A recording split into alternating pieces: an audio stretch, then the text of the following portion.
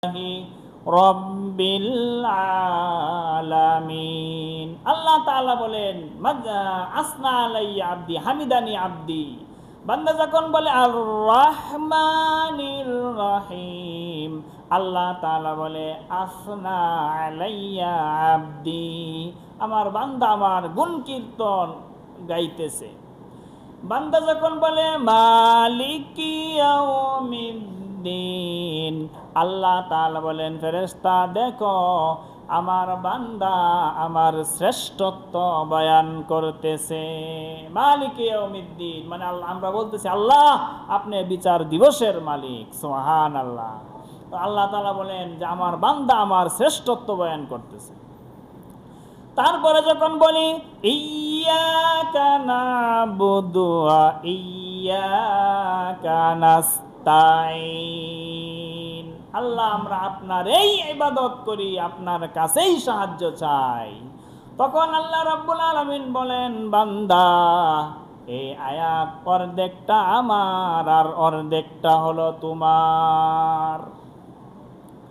আল্লাহ রাব্বুল আলামিন বলেন বান্দা এরকম 3 আয়াত 4 আয়াত যখন পড়ি নামাজে, আল্লাহ তাআলা বলেন বান্দা তোমার উপর খুশি হয়ে গেলাম, তুমি যা চাওয়ার তুমি চাও, আমি আল্লাহ তোমাকে দিয়া দিব। সুবহানাল্লাহ। এখনো রুকুতে যায় নাই, সেজদায় যায় নাই, আল্লাহ তাআলা খুশি হয়ে বলেন যা চাও আর চাও আমি তোমাকে দিয়া দিব। সুবহানাল্লাহ। তারপরে আল্লাহ তাআলা বললেন যে তুমি যা চাইবে তাই পাইবে। ইয়্যাকা না'বুদু ওয়া ইয়্যাকা নাস্তাঈন, এই পর্যন্ত যখন আমরা পড়ি আল্লাহ তাআলা বলেন যা চাইবে তাই তোমাকে দেওয়া হবে, চাও। তার পরক্ষণে আল্লাহ তাআলা আবার বললেন যে শুনো তুমি কি চাইবে আমার কাছে, আমি আল্লাহই তোমাকে শিখিয়ে দেই। সুবহানাল্লাহ।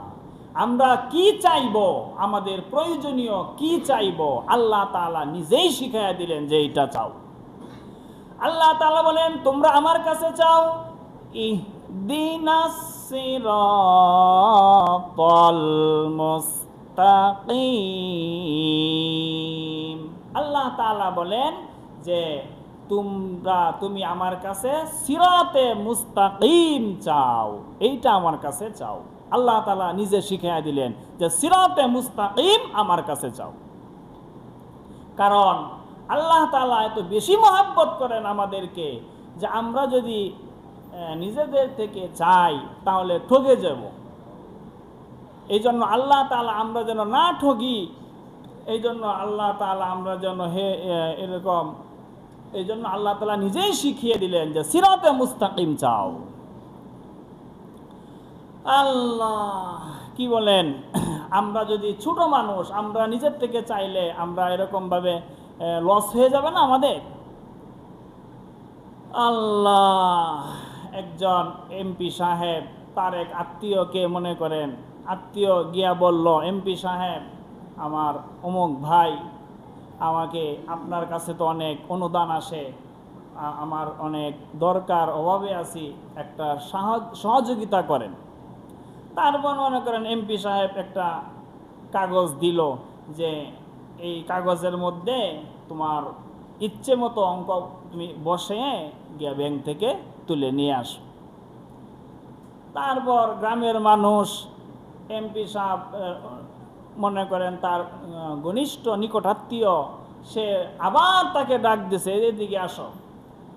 এই মনে করেন কাগজটা নিয়ে লিখে দিল 50,000 কোটি টাকা ওনাকে দিয়ে দিবে, এটা লিখে দিল।